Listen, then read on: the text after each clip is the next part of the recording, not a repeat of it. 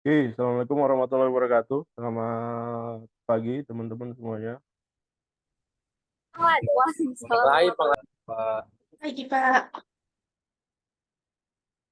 Gimana jualannya udah mulai belum? Alhamdulillah udah mulai Pak.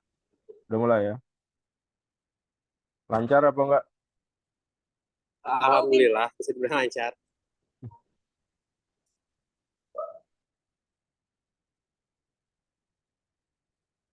Ada foto-foto kegiatannya enggak? Ada Bapak? Oke, ntar ya, saya buat. Nah, buat teman-teman yang mengumpulkan tugasnya artikel dan rekaman, bentar saya buatin Dropbox-nya ya.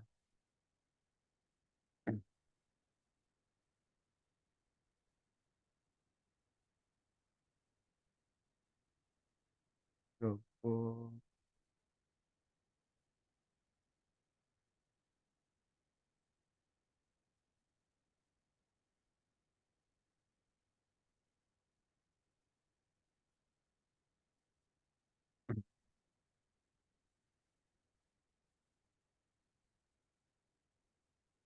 Oke.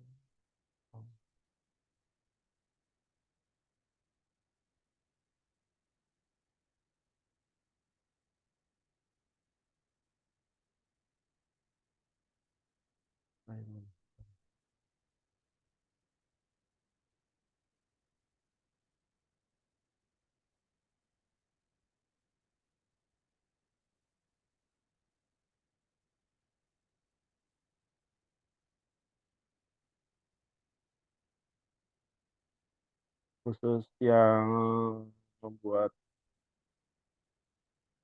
rekaman, copy paste link YouTube-nya.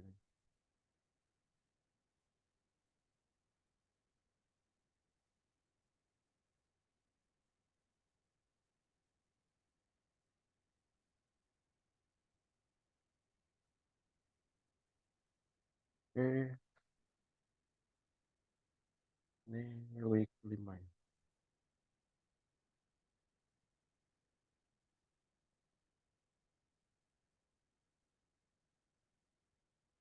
Dan hari ini jam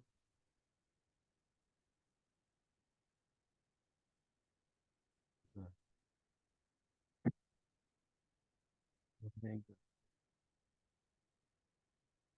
Oke, teman-teman yang nggak jualan, eh, yang mengumpulkan artikel atau rekaman, Anda bisa masukin Dropbox-nya di section 5 ya. Udah saya buat Dropbox artikel atau rekaman week 5. Untuk kuisnya, bentar saya buka. Nah, ini 4, 19 ya. Saya kasih kesempatan sampai tanggal 19, 5 menit.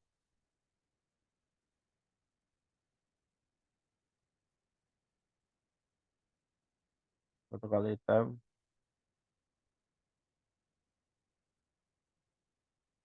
Jadi setelah quiz close bisa keluar nilainya mark.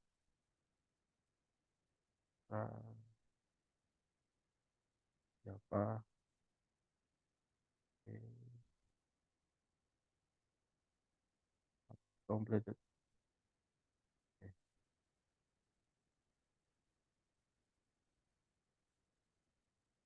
Oke,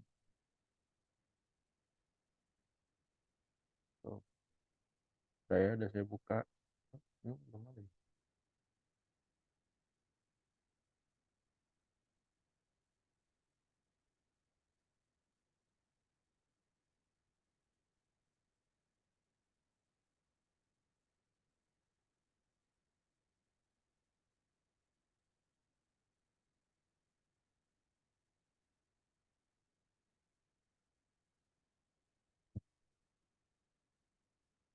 materi perkuliahan week 5.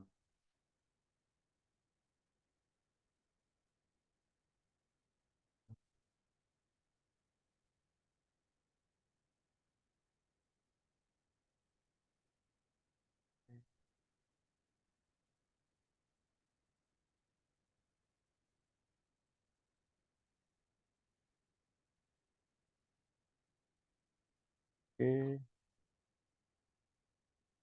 udah berapa pesertanya nih? Oh, baru 16.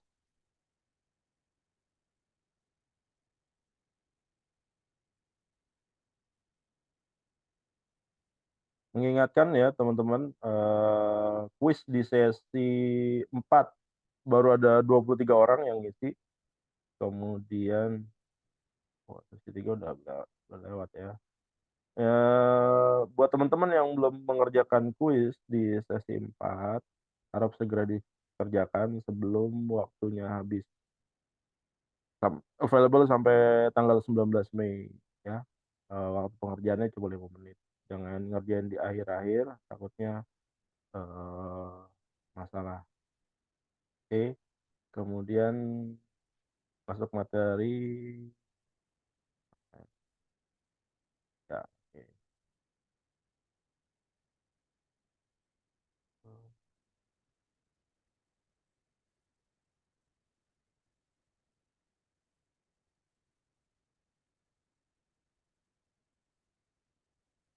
Oke, masuk materi sekarang, sesi kelima, perancangan value sebagai keunggulan kompetitif usaha. Nah, ini 4 cara nih, cara utama pelanggan yang banyak dipakai ya, di beberapa, eee, teknik marketing ya. Yang pertama ada mulut ke mulut marketing, jadi word of mouth ya. Kalau ini sih ngetren sekitar tahun berapa ya, 10 tahun yang lalu mungkin ya, di era-era awal pertama kali munculnya sosial media ya. eee, Awal-awal ngetren sosial media itu Facebook itu 2006, ini sekitar 2010-an lah ya. Word to mouth word to mouth marketing, bukan word of mouth, harusnya word to mouth marketing. Jadi, teknik marketing dengan memanfaatkan, perbincangan orang. Jadi, mengusahakan orang supaya membicarakan produk yang kita jual. Jadi kita punya produk A gitu ya, gimana caranya produk A ini, bisa dibicarakan banyak orang. Kalau dia dibicarakan banyak orang, akan ada kemungkinan bahwa produk itu, eee, akan punya interest yang banyak.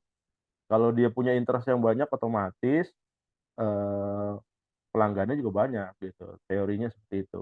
Eee, jadi memang, pada saat itu, lumayan terkenal ya teknik ini, eee, banyak pemilik brand gitu ya, mencari sensasi supaya produknya ini dibicarakan oleh orang banyak gitu ya. Ada pendekatan positif dan ada pendekatan negatifnya juga gitu ya, supaya produk kita dibicarakan. Sama seperti Anda jadi content creator misalkan ya, di apa, di YouTube atau di sosial media Anda jadi, content creator, pilihannya 2 gitu ya teknik marketing-nya, kalau word to mouth marketing itu. Anda menjadi sesuatu yang perfect gitu ya, less of minus gitu, jadi nggak ada kekurangannya sama sekali, atau Anda jadi orang yang serba kekurangan gitu. Contohnya apa? Contohnya Anda bisa lihat aja gitu ya, ada orang yang perfect banget dan dia punya nama gitu ya. Ada juga orang yang punya kelemahan gitu ya, kelemahan, dari sisi fisik misalkan. Nah, itu dieksploitasi sama dia secara nggak langsung. Apakah tinggi badannya kurang gitu ya, atau, bentuk mulutnya berbeda gitu ya, atau apalah gitu. Dan itu dieksploitasi sama dia. Supaya apa? Supaya orang membicarakan dia. Kalau orang sudah membicarakan dia, maka, kalau di dunia politik tuh elektabilitasnya naik. Elektabilitasnya naik. Jadi eh, apa eh, eh, sesuatu apa kepenasaran masyarakat terhadap sesuatu itu akan menjadi tinggi gitu ya. Kalau misalkan dia udah banyak diperbincangkan. Nah itu word to word marketing. Jadi kalau penjelasan ini yang tertanam di sebagian besar produk adalah tingkat pertumbuhan alami disebabkan oleh antusiasme pelanggan. Jadi nggak selamanya alami word to word marketing gitu, bisa di create gitu. Misalkan dulu ada promosi apa ya Planet Bekasi misalkan gitu ya, yang memunculkan kontroversi yang mengarah kepada produk tertentu. Jadi karena kontroversi itu gitu ya, karena kontroversi penyebutan Planet Bekasi gitu, suatu produk jadi diomongin banyak orang. Kalau dia udah diomongin banyak orang, selanjutnya apa? Selanjutnya tinggal mengenalkan produknya dia gitu. Kalau misalkan Anda nggak tahu brand, kemudian Anda jualan, eh, kemungkinan akan banyak orang resisten ya terhadap barang yang akan Anda jual gitu ya. Begitu Anda jual apa makanan A gitu ya, brandnya tidak banyak dikenal, orang kan mikir dua kali ini yang produksi siapa gitu. Apa kompeten kan ya orang yang produksi atau halal apa enggak nih gitu. Tapi kalau beda halnya kalau misalkan sebelumnya udah dikenalkan oleh brand brand brand tersebut gitu ya. Kemudian dia meluncurkan suatu produk, maka resistensi orang untuk membeli produk tersebut akan makin kecil. Kalau resistensinya kecil, otomatis apa? Otomatis eh, produk buy-in-nya akan besar. Gitu ya. Eh, sama seperti Anda jualan hari ini gitu ya.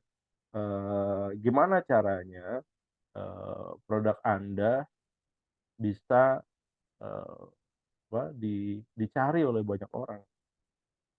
Nah, kalau sekarang metodenya gitu ya, banyak metodenya. Eh, ada yang sekarang misalkan ada kafe baru misalkan ya. Dia buka kafe baru di satu lokasi. Teknik pemilihan lokasi juga ada tekniknya gitu. Saya hanya bicara tentang teknik marketingnya dulu. Nah, begitu dia buka di satu lokasi, gimana cara menarik interest orang? Caranya yang pertama adalah dengan karangan bunga. Apa hubungannya karangan bunga dengan menarik interest orang? Kalau Anda buka kuliner di pinggir jalan, orang nggak akan lihat toko Anda kalau Anda hanya sekedar toko biasa gitu ya. Toko Anda harus mencolok dibandingkan di sekitarnya gitu. Karena mata ini nggak apa untuk ngelihat sesuatu yang sama gitu ya, dia nggak akan terfokus pada satu titik gitu ya. Tapi lain halnya misalkan di sekitar toko Anda, bangunan seperti apa, bangunan Anda beda sendiri. Nah, itu mungkin akan menarik interest orang untuk melihat. Apakah catnya dibedain gitu, atau pilihan warna cat. Nah, ada juga orang yang waktu launching, karena berhubungan dengan launching kafenya dia banyakin karangan bunga. Karangan bunga dari siapa? Dari artis-artis terkenal. Gitu. Apakah benar itu dari artis? Enggak juga. Gitu. Ada mungkin banyak juga ya eh, pengusaha-pengusaha yang mencatut nama gitu. Atau kalau mau legalnya bisa juga Anda DM artisnya misalkan artis A gitu ya. Saya mau buka toko di jalan ini, saya minjem namanya buat karangan bunga gitu ya. Nanti dipajang tuh misalkan congratulations atas pembukaan kafenya dari artis A, artis B, artis C gitu. Nah, begitu orang yang melintas tiap hari tiap hari di lokasi tersebut, maka dia akan matanya akan ngelihat tuh, wah ada artis A gitu. Ucapin selamat pembukaan kafe baru gitu. Oh ternyata artisnya banyak tuh yang ngasih selamat. Otomatis apa? Otomatis ada interest yang masuk ke sana. Mungkin boleh jadi orang yang lihat itu nanti ceritain lagi ke kerabatnya, ke temennya, orang-orang terdekatnya. nanti akan terbentuk tuh word of mouth marketing. Saat dia dibicarakan, maka, akan ada, eee, apa, penasaran ya orang untuk, datang berkunjung. Jadi begitu begitu word to marketing-nya itu, terbentuk gitu ya, eee, yang dilakukan di bulan pertama apa? Membatasi jam buka ya teman-teman. Jadi kalau normal kalau kafe baru tuh buka jangan jor-joran, jangan 24 jam gitu ya. Ada tekniknya, eee, kita, eee, mengkondisikan, ada keterbatasan gitu ya, misalkan keterbatasan, apa, jumlah menu bukan jumlah menu, keterbatasan, stok ya. Jadi, beberapa teman saya itu begitu buka, 1 bulan pertama dia hanya jual beberapa aja gitu. Misalkan, dia jual seblak gitu ya, seblaknya hanya dijual, eee, cuma 20 porsi aja. Sisanya apa? Sisanya, temen-temennya pada dateng, pada ngumpul, pada nongkrong gitu ya, pada ngopi dan segala macam. Yang terjadi apa? Begitu dateng, orang yang sudah, tertarik attention-nya untuk datang ke kafe tersebut, dia akan, apa, akan mencoba untuk datang untuk beli gitu ya. Kalau Anda menyediakan stok makanan yang terbatas, begitu dia masuk misalkan 20 udah terjual, begitu dia datang, eee, sold out gitu misalkan. Anda ada pelanggan mau beli, dia bilang, "Udah sold out, semuanya udah habis," gitu kan. Nah, itu akan terbentuk tuh, begitu begitu dia datang keseringan habis gitu, maka akan timbul rasa penasaran ya. Nah, timbul rasa penasaran ini akan lebih luas lagi gitu ya, pembicaraan topik mereka gitu. Tadinya misalkan dia cuma cerita sama keluarganya, besoknya dia cerita tuh sama, teman kampusnya, teman kantornya, dan segala macam, dan itu akan meluas gitu ya teman-teman ya. Nah, di bulan pertama seperti itu, di bulan kedua udah mulai normal gitu. Bulan kedua udah mulai narik, keuntungan gitu ya, jam bukanya diperlebar, kemudian, stoknya diperbanyak. Nah, itu tinggal mainan rasa di situ ya. Kalau misalkan, rasanya enak, bikin ketagihan gitu, dia akan balik lagi. Tapi kalau rasanya nggak enak, itu akan berhenti. Misalkan, eee apa, stok customer di daerah tersebut jumlah berapa ribu gitu ya.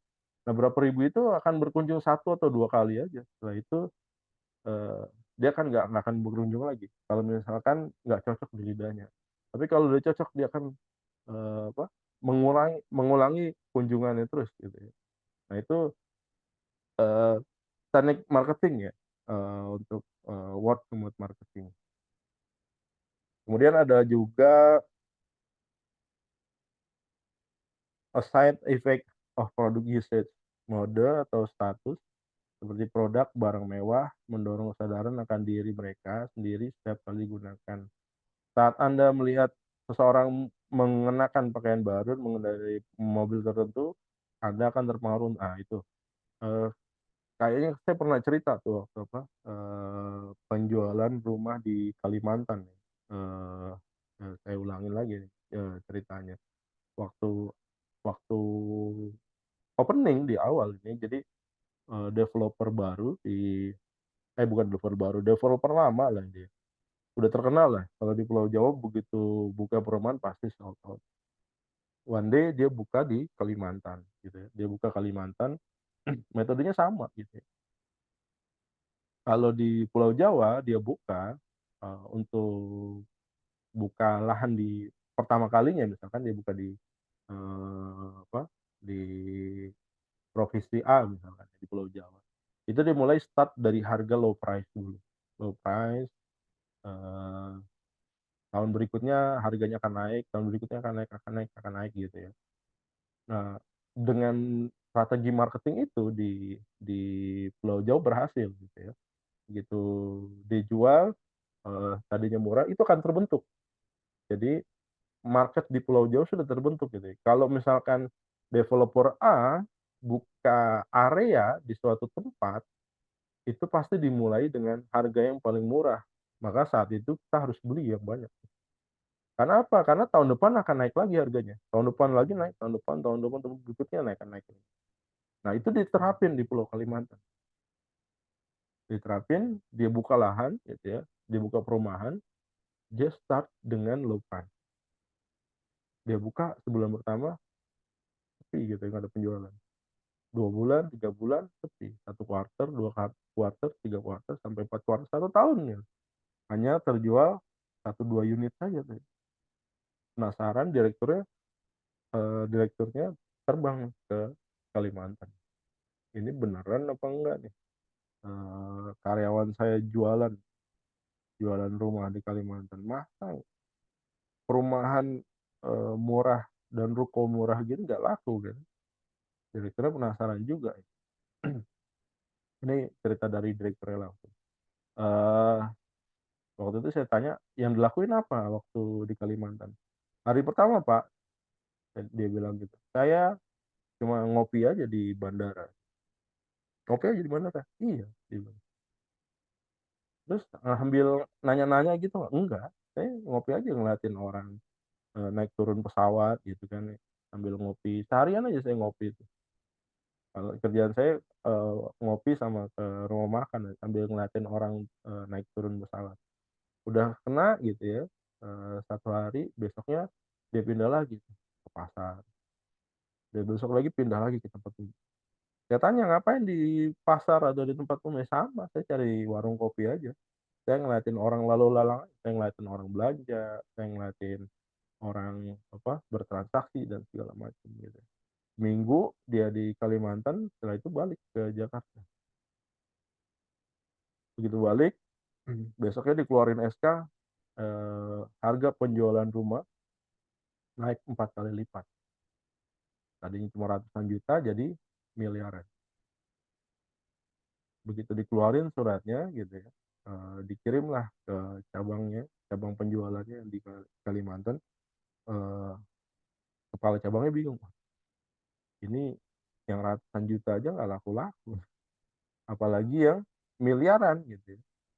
Gimana nih caranya?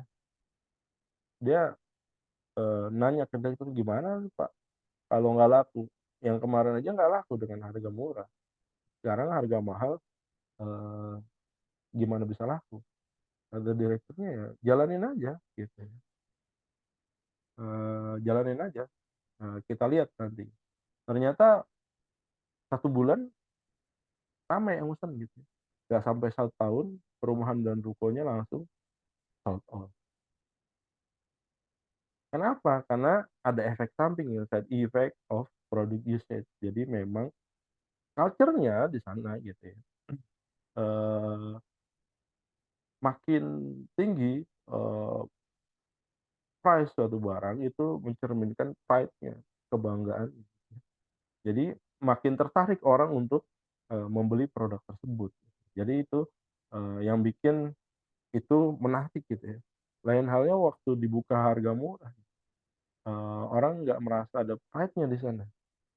Jadi yang dia beli bukan bukan lahannya tapi pride-nya. Mungkin dari kita juga sama gitu ya. Pola pikirnya sama. Eh, Kalau kita beli barang gitu ya, kita beli baju, kita beli celana, fashion gitu ya, atau beli jam tangan gitu, kita pasti ngeliat brandnya dulu. Kita nggak nggak pusingin fungsinya. Kita beli jam misalkan, fungsinya adalah menunjuk waktu. Harusnya gitu, kalau misalkan kita beli jam berdasarkan fungsinya, yang penting dia muter, yang penting dia tepat waktunya, nggak lebih atau nggak kurang gitu. Kalau jam kecepatan nggak kepake, jam kelambatan nggak kepake juga, yang penting tepat waktunya gitu. Tapi mayoritas dari kita kemungkinan waktu beli jam gitu, eh, ngelihat dari brandnya apa nih? Oh, merek A nih, ya udah gue beli. Oh, merek B nih, kan nih gitu ya. Terlalu ini buat low class nih, ini buat middle nih, gue mah yang biasa yang high class gitu. Nah itu side effect of product usage gitu ya. Kemudian ini advertising atau iklan gitu. Sebagian besar bisnis menggunakan iklan yang menarik pelanggan. Jadi nggak ada salahnya iklan gitu. Makanya, eee, yang paling pertama adalah mengenalkan produk gitu. Kalau kemarin kita bicara tentang, funnel marketing gitu ya, kemudian, ada apa, ada flywheel dan segala macam ya. Tujuannya apa? Tujuannya buat attract orang sebenarnya. Sama kayak advertising, iklan juga attract orang gitu.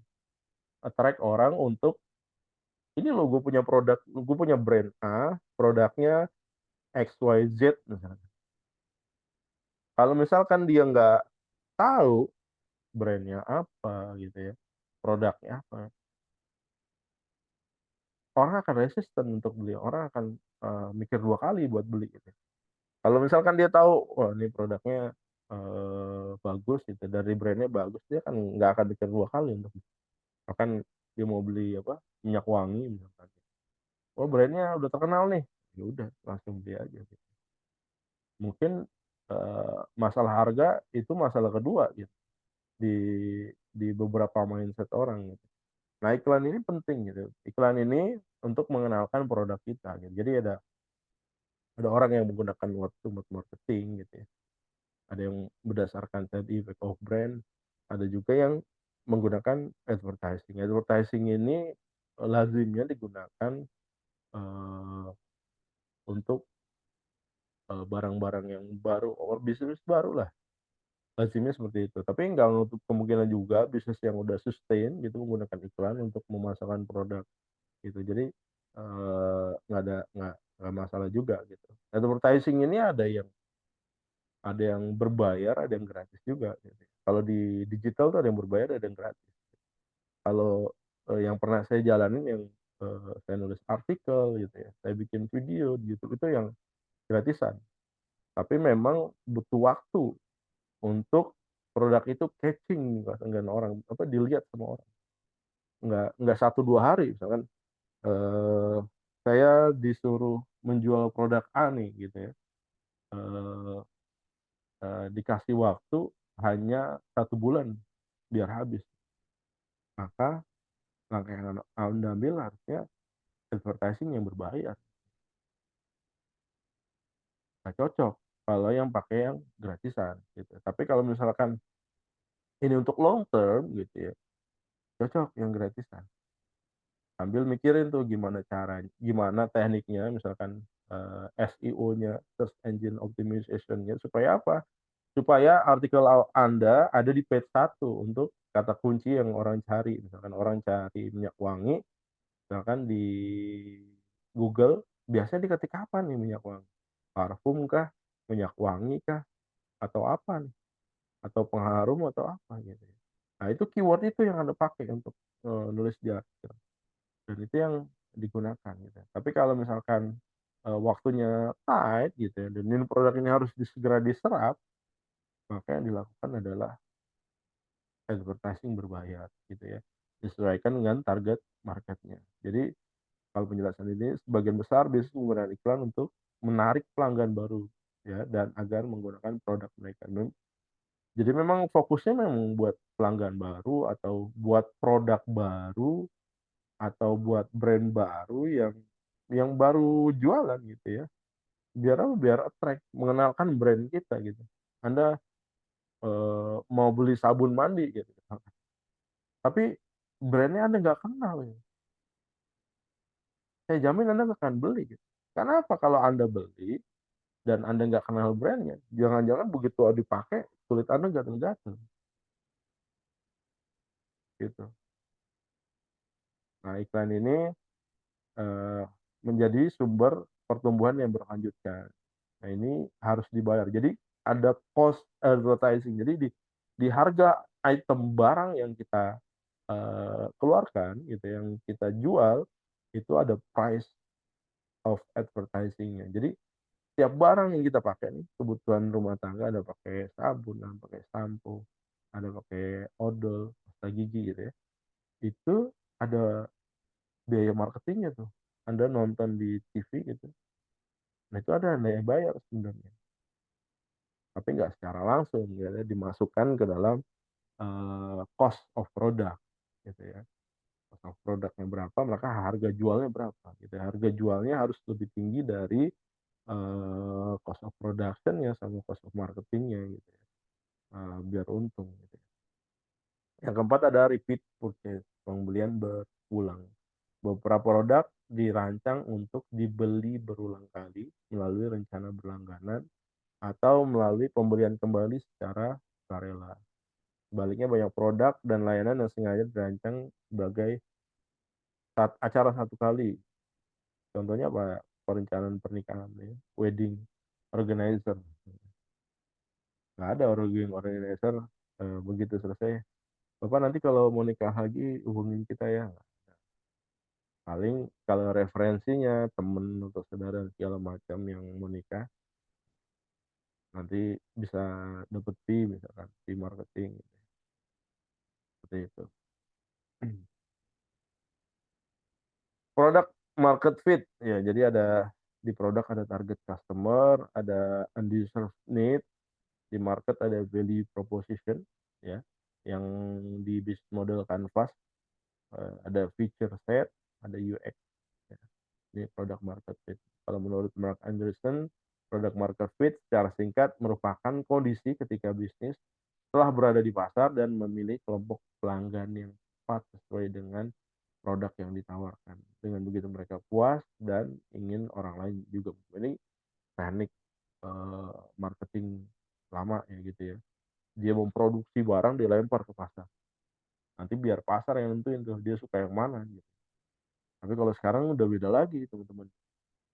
Sebelum diproduksi itu udah ketahuan needs-nya dari customer. Misalkan Anda jualan baju, bajunya model gimana gitu.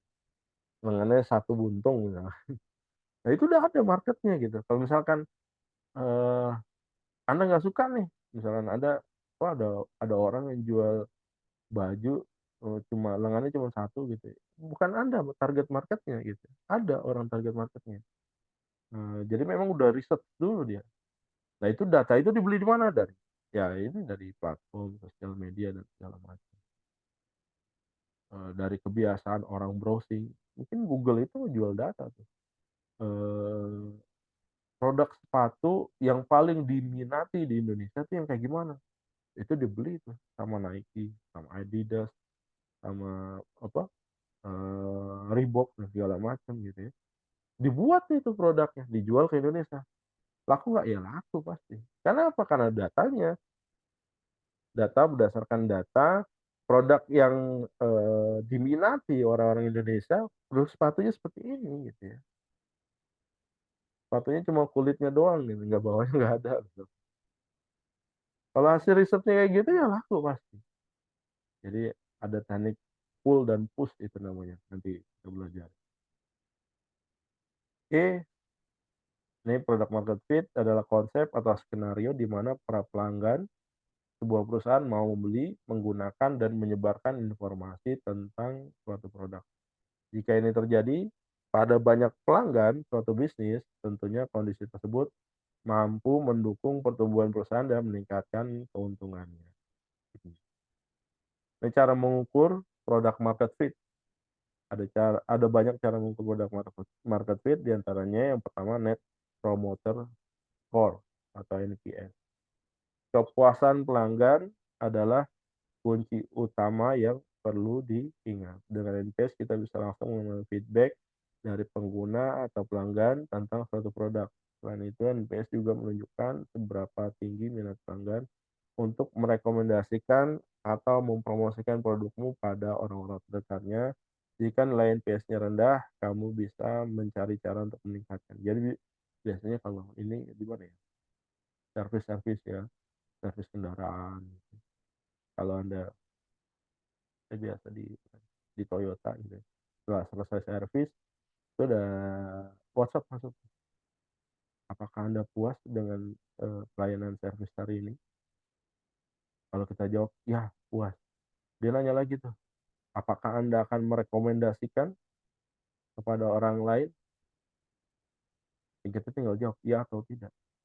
Kalau kita pilih ya udah direkam sama. Kalau enggak, ya direkam juga sama dia. Tapi next step-nya dia akan evaluate. Apa nih yang kurang? Kenapa dia nggak mau rekomendasi? Ada pengalaman apa nih? Misalkan, wah ini nggak mau rekomendasiin, kasih kuesioner lagi. Kenapa nih? Masalahnya apa gitu? Oh ternyata dia waktu apa servis ada permasalahan pesanan. Dia udah pesen untuk jam dan hari tertentu, begitu datang namanya nggak ada. Kecewa, kecewa. Pelanggan tuh pasti kecewa. Karena kalau eh, kita janjian di bengkel gitu ya, servis mobil misalkan, eh, kita datang go show dengan kita mesen alokasi waktu tertentu, itu lebih terjamin yang udah pesen. Kalau nggak pesen, boleh jadi Anda nggak dapat montir itu. Atau boleh jadi Anda dilayani ini besok. Atau boleh jadi Anda dilayani sama montir cadangan. Tapi kalau Anda udah pesen, udah dipersiapkan tuh. Wah ini montir yang cocok kapan. Apalagi Anda udah servis beberapa kali di sana ya. Bisa kelihatan trennya. Wah dengan montir A, pelanggan ini sering ngasih nilai bagus. Ya udah kasih terus nih montir A. Oh dengan montir B kurang cocok nih, ya udah nggak dikasih. Tapi kalau Anda go show ya udah seadanya aja gitu. Yang kedua churn rate, retention rate. Churn itu apa ya? Churn adalah dua metrik yang juga tepat digunakan untuk mengukur apakah bisnis telah mencapai produk market fit. Semakin tinggi churn rate-nya, kepuasan pelanggan justru semakin rendah. Jadi kalau churn rate-nya tinggi, otomatis churn itu orang apa ya? Orang yang berhenti berlangganan, orang yang berhenti menggunakan produk Anda. Kalau churn rate-nya tinggi berarti puasannya justru rendah gitu ya. Karena apa? Karena orang pada kabur gitu, nggak mau memakai produk kita. Orang nggak mau lagi pakai layanan kita itu.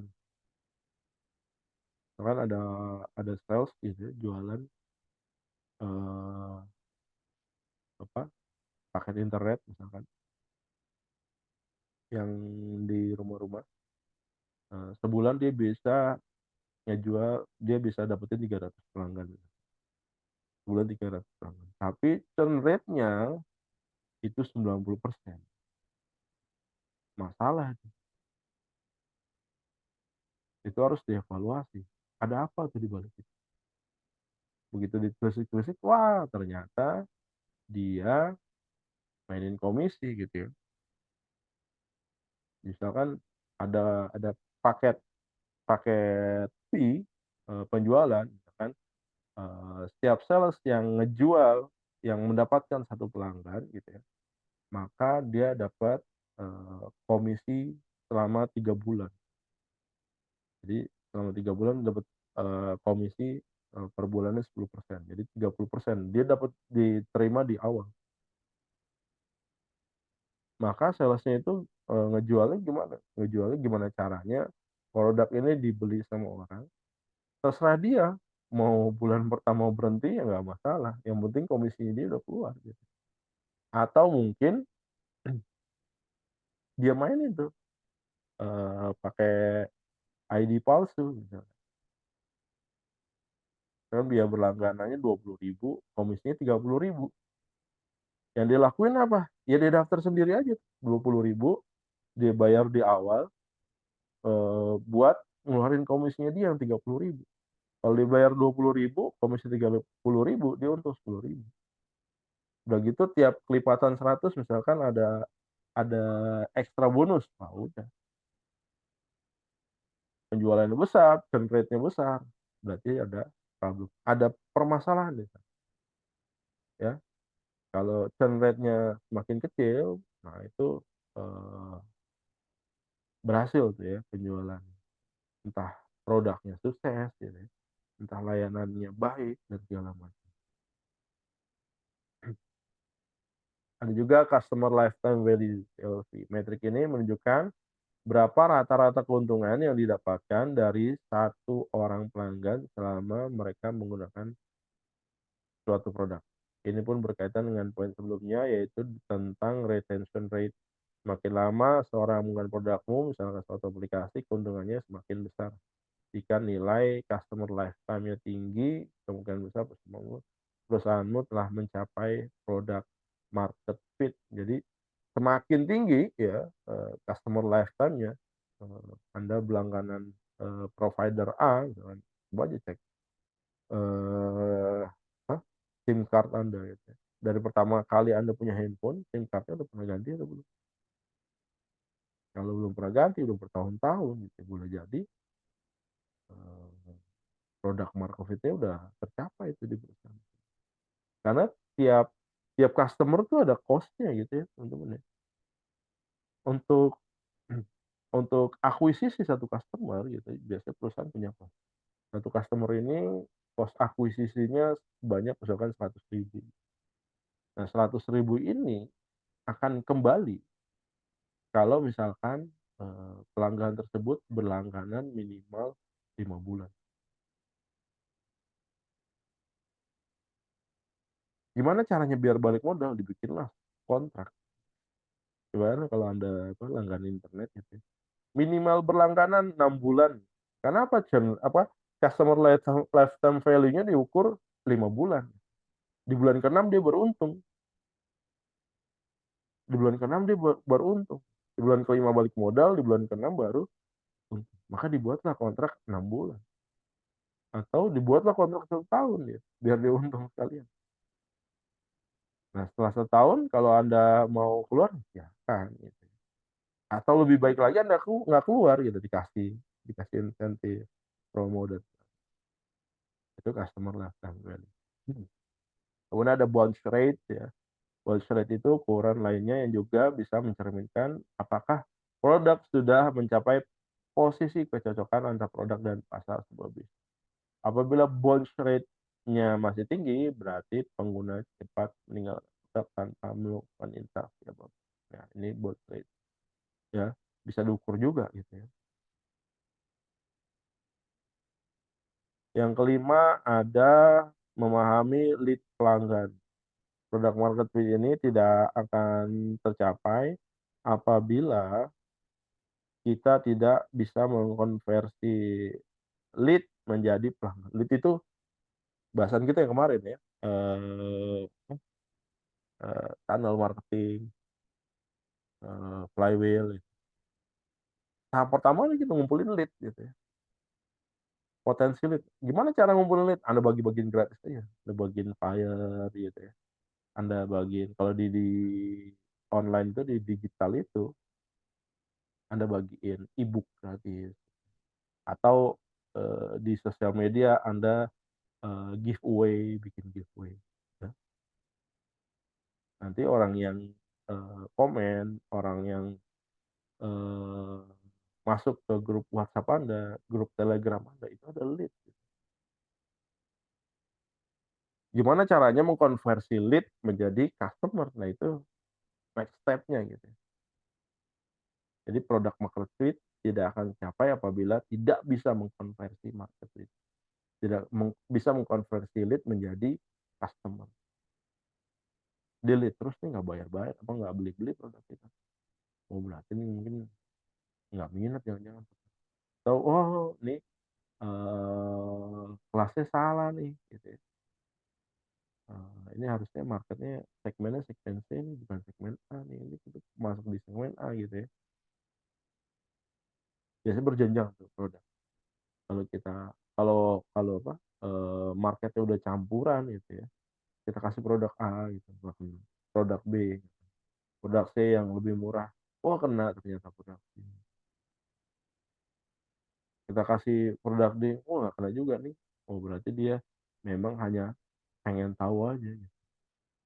Nah, gimana caranya mengubah kepengen tahuan dia gitu ya, dia jadi ketagihan gitu. Nah, itu ada treatment-nya.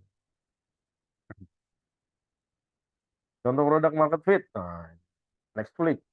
Netflix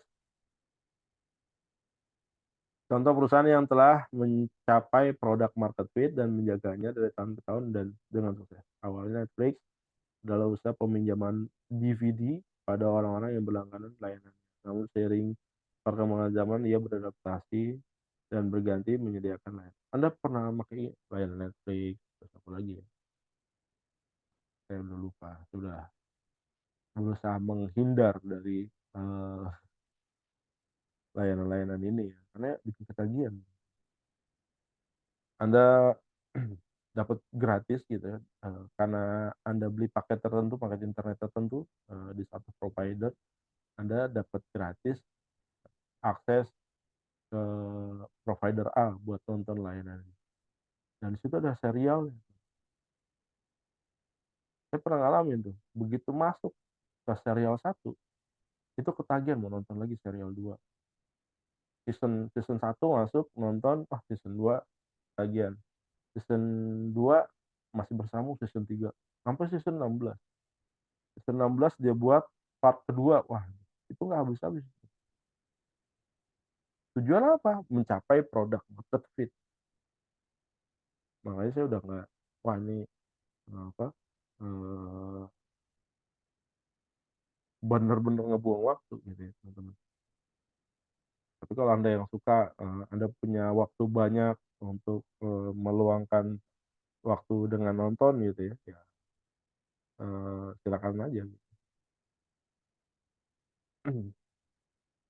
Tapi kalau Anda waktu Anda terbatas, Anda punya banyak pekerjaan, eh, dengan menggunakan layanan ini saya rasa kurang bijak. Karena dengan menggunakan layanan ini, Anda nonton itu waktu Anda akan terbuang gitu ya. Jam 2 jam, bahkan setengah hari itu nggak berasa kalau Anda nonton. Nah, Google, ya. Google awalnya sebagai mesin pencarian bersaing ketat dengan bisnis serupa. Dulu saingannya Google ada Yahoo, ada Bing dulu. Eh, Dulu sebelum Google terkenal ya, teman-teman. Yahoo itu belum terkenal. Dulu di eranya saya di tahun pertama kali internet ya tahun 90-an. Kalau kita searching sesuatu itu di Yahoo. Google itu muncul baru-baru aja.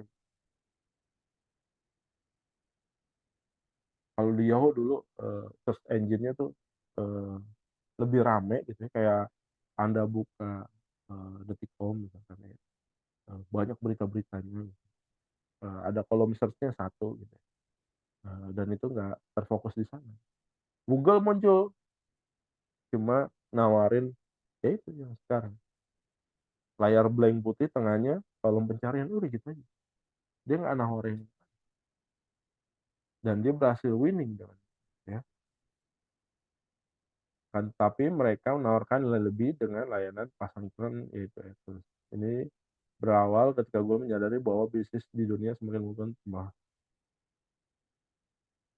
Bukan menyadari ya, sebenarnya Google itu udah sadar lah akan ada potensi besar di Google, di internet.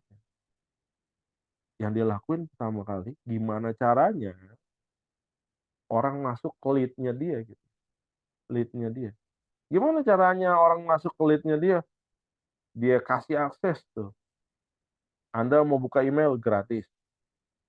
Anda mau layanan cloud gratis 15 giga. Dikasih tuh gratis. Kita nggak pernah bayar sama dia. Yang dia jual apa? Itu dia jual. Data profiling kita, kebiasaan browsing kita. Kebiasaan browsing kita dijual sama dia. Begitu ada pengiklan, wah pengiklan ini cocok buat profilnya si A, si B, si C, si D, dan segala macam. Maka begitu dia browsing, langsung muncul iklan. Makanya iklan yang muncul di layanan browser Anda adalah sesuai dengan minat Anda. Anda sukanya fashion, maka akan muncul fashion. Anda sukanya game, maka akan muncul game. Anda sukanya sport, maka akan muncul sport. Itu yang dijual sama Google. Dia nggak akan ngejual yang lain. Anda sukanya game, dijualnya fashion gitu. Enggak, gitu. Anda sukanya Manchester United, dijualnya Liverpool. Nggak mungkin. Kecuali Anda pernah browsing Manchester United, maka akan muncul. Anda sukanya Liverpool gitu ya. Loh kok iklannya munculnya Manchester United? Jangan-jangan Anda sebelumnya pernah nonton pertandingan MU.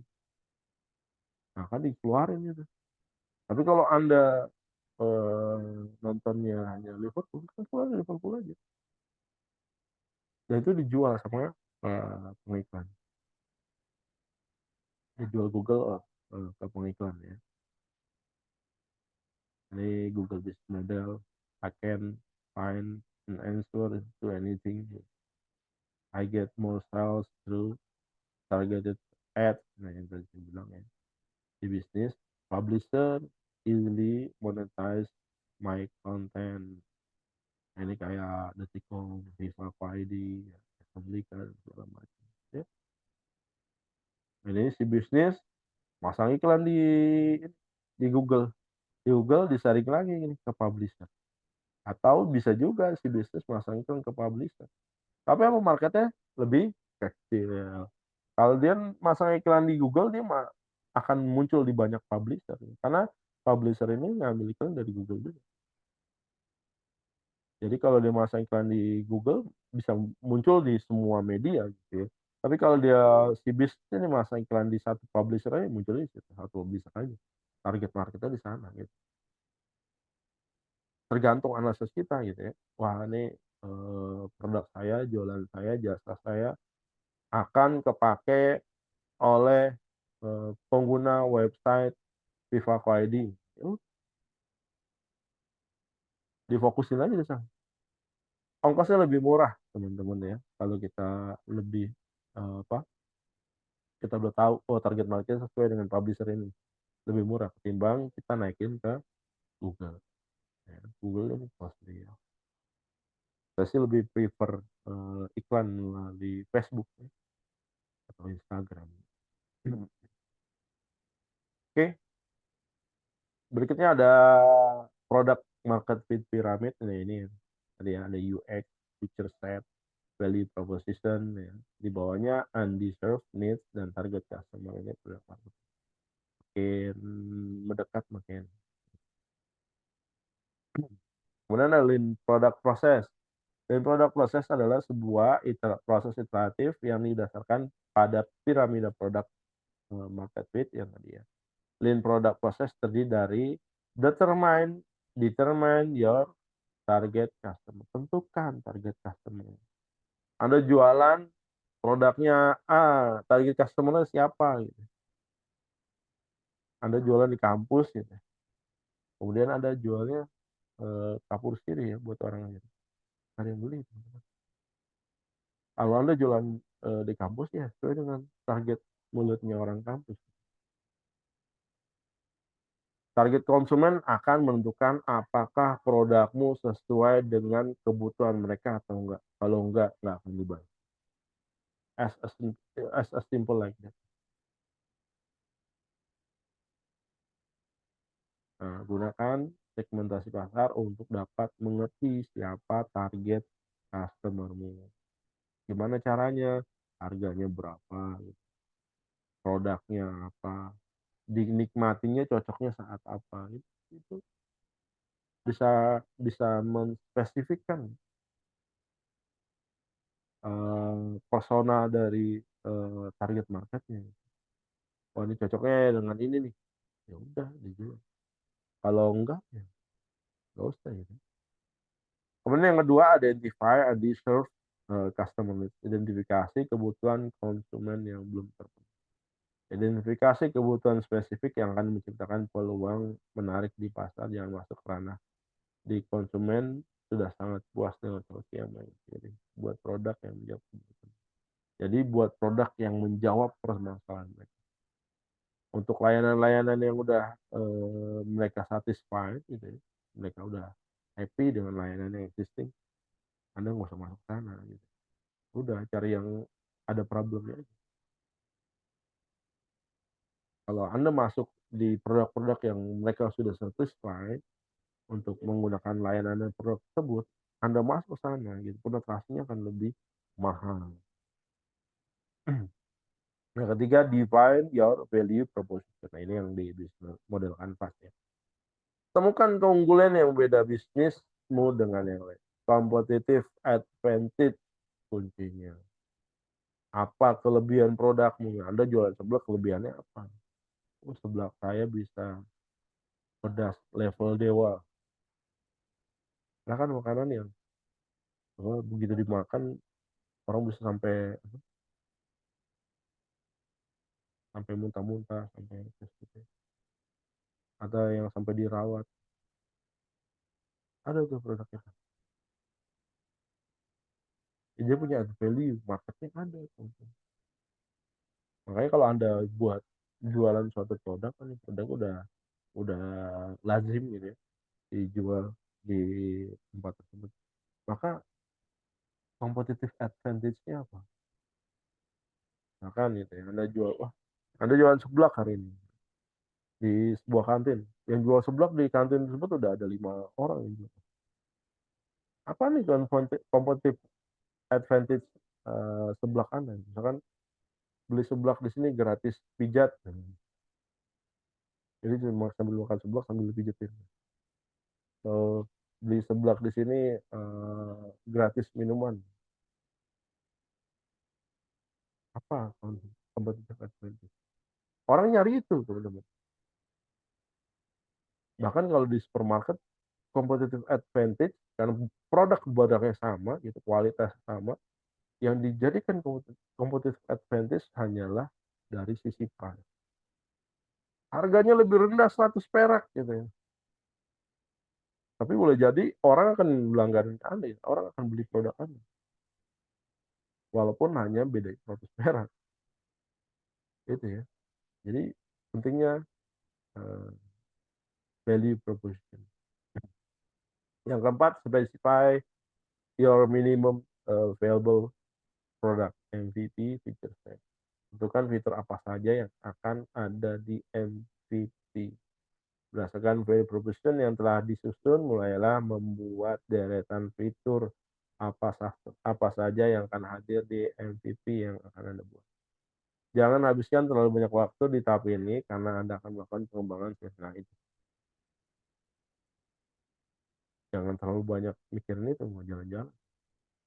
Biasanya melanda kita yang kuliahnya ketinggian. Banyak orang pengusaha gitu ya. Cuma lulusan SD, cuma lulusan SMP, cuma lulusan SMA. Tapi karena apa? Karena dia berani action. Kalau kita gitu ya, banyak pertimbangan ya. A, kalau A berarti langkahnya ke B, ke D. Kalau dia B langkahnya ke X, ke Y, ke Z. Kalau dia C langkahnya. Kebanyakan mikir itunya. Nggak action. Akhirnya dia just a planner aja di di paper di atas. Nah, jangan terlalu kayak misalkan ada skripsi nanti ya. Jalanin dulu aja gitu. Jangan kebanyakan mikirin judulnya. Anda banyak baca skripsi orang gitu. Baca. Ini kok cara dia merumuskan teori kayak gini. Sementara ini teori teori yang relevannya seperti ini. Ini nggak match nih. Ini mana yang benar? Anda jadi terjebak pada penilaian skripsi seorang. Karena boleh jadi skripsi yang dia buat sama orang tertentu belum jadi benar. Boleh jadi dia lulus karena beruntung aja. Gitu. Begitu dia sidang, yang nyidang orangnya nggak paham. Akhirnya lulus dengan banyak kesalahan di skripsi. Udah gitu dibaca lagi sama Anda. Pusing.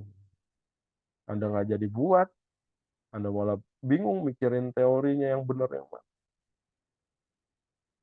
Kalau Anda mikirin teori itu nanti di S3 gitu.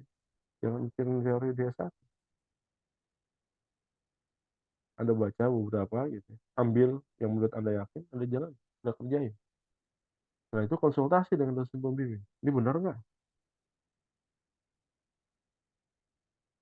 Kalau kata dosen pembimbing benar, ya itu jalan. Gitu aja. Tapi udah harus action. Gitu ya. Yang kelima, buat prototype MVP. Setelah mengatur fitur apa saja yang akan menjadi keunggulan produkmu, buatlah sebuah MVP yang mengintegrasikan seluruh fitur tersebut jangan patah semangat apabila masih ada pengeluaran, karena nantinya Anda akan meningkatkan kualitas pada setiap iterasi yang Anda gunakan buat produknya. Kemudian yang keenam, test your MVP with customer. Ujikan kepada konsumen. Kumpulkan feedback. Jadi udah di create prototype-nya, diuji ya, sampel. Kasih tetangga, kasih saudara, kasih kerabat terdekat. Minta review deh, kurang apa nih? Kurang banyak gitu. Kan banyak kan. Oh ini kurang pedes ya, ada pedes nih. Oh ini kurang manis, ini kurang apa? Itu sebelum produk di launch. Oke. Produk untuk mendapatkan proses untuk mendapatkan produk market fit adalah sebuah perjalanan iteratif yang membutuhkan ketelatenan. Ya. Walaupun Anda telah menjalankan 6 langkah lean product process tadi, Anda tetap melakukan revisi terhadap hipotesis dari apa yang telah Anda pelajari. Oke, lanjut product market fit dengan menggunakan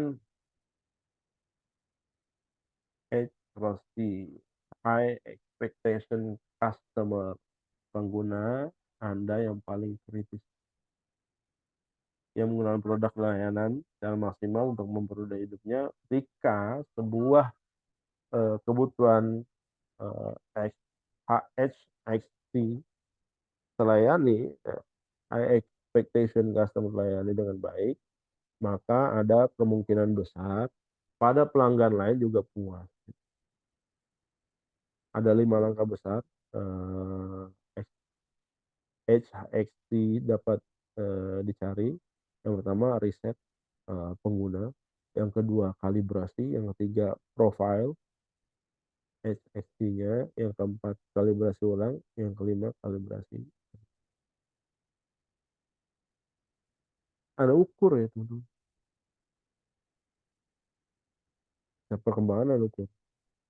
Dibandingin ini kuartal berikutnya berapa pertumbuhan. Kalau lebih kecil, wah berarti ada masalah. Masalahnya di mana?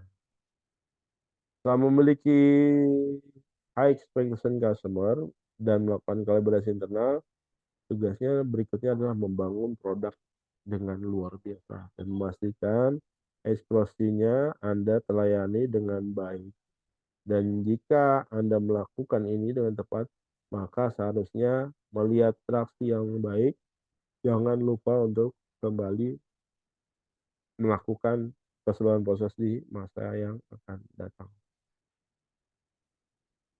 Oke, lanjutnya customer journey map. Kita udah pernah belajar ya, customer journey map. Yang ada perjalanan timeline-nya, representasi visual dari proses yang dilalui pelanggan atau prospek untuk mencapai tujuannya. Ini ada 5 elemen customer journey map. Ada persona ya. Mengenai seorang pengguna meliputi karakteristik, kebiasaan, tujuan pengguna dalam suatu pemecahan masalah. Timeline, produk waktu, nah ini tinggal baca aja ya. Nah, ini customer map-nya. Nah, ini very happy, yang hijau, yang kuning satisfied, yang merah unhappy. Ya.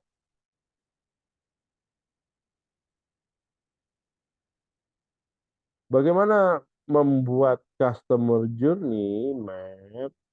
Yang pertama, tetapkan tujuan yang jelas untuk roadmap-nya, untuk petanya.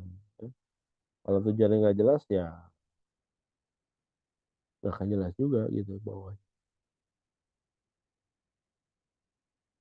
Yang kedua, buat profil persona Anda dan tentukan tujuan mereka. Yang ketiga, soroti persona target pelanggan Anda. Yang keempat, buat daftar semua titik kontak. Identifikasi yang Anda ingin peta Anda tampilkan, ada 4 jenis peta perjalanan pelanggan yang masing-masing memiliki keunggulannya masing-masing. Ada yang current state, perjalanan peninggalan ini berdasarkan pada , jenis yang paling banyak digunakan. Mereka memvisualisasikan tindakan, pikiran, dan emosi yang dialami pelanggan Anda saat berinteraksi dengan Anda. Yang kelima, yang berikutnya current state. Ini current state. Yang kedua ada day in the life, ya, peta perjalanan pelanggan memvisualisasikan tindakan, pemikiran, emosional. Oke. Yang ketiga ada future state. Perjalanan pelanggan ini memvisualisasikan apa yang Anda yakini sebagai tindakan, pemikiran, dan emosi, ya. Yang keempat, service blueprint, peta perjalanan pelanggan dimulai dari versi sederhana di salah satu gaya peta di atas. Kemudian mereka melapisi faktor-faktor yang bertanggung jawab untuk memberikan pengalaman. Oke, sampai sini ada yang mau ditanyakan? Silakan teman-teman.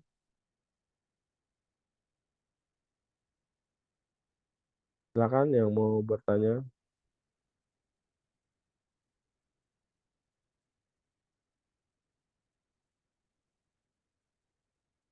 Dropbox-nya untuk tugas sudah saya ini ya, saya posting.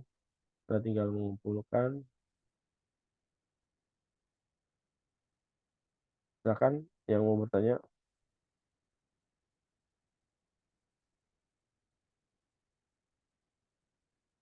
Nggak ada, Pak, cukup. Grup yang lain.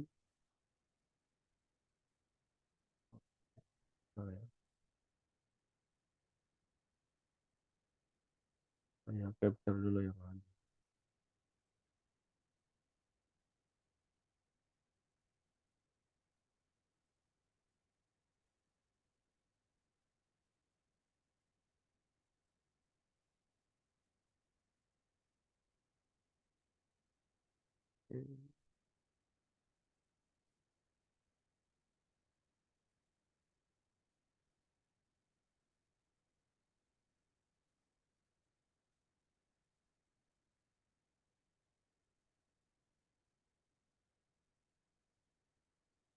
Oke, teman-teman, kalau nggak ada yang ditanyakan, saya rasa cukup.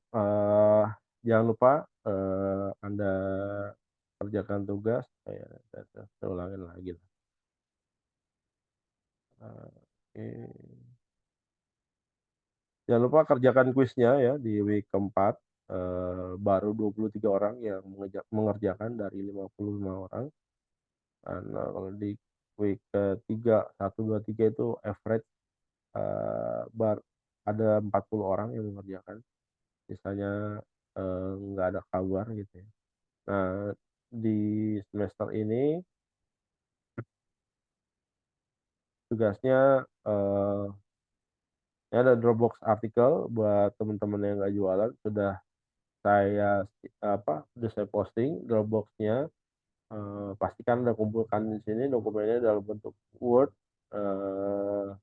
Kalau dia rekaman, berarti rekamannya diupload dulu di YouTube, baru linknya diposting di file Word.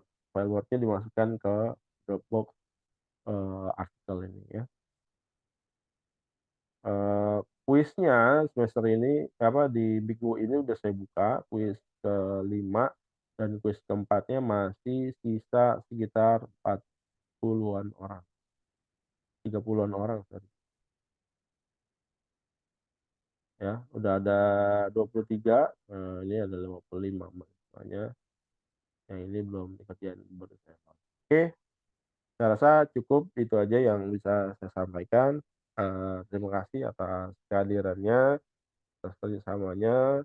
Selamat siang. Assalamualaikum warahmatullahi wabarakatuh. Waalaikumsalam warahmatullahi Waalaikumsalam warahmatullahi wabarakatuh. wabarakatuh. Terima kasih, Pak.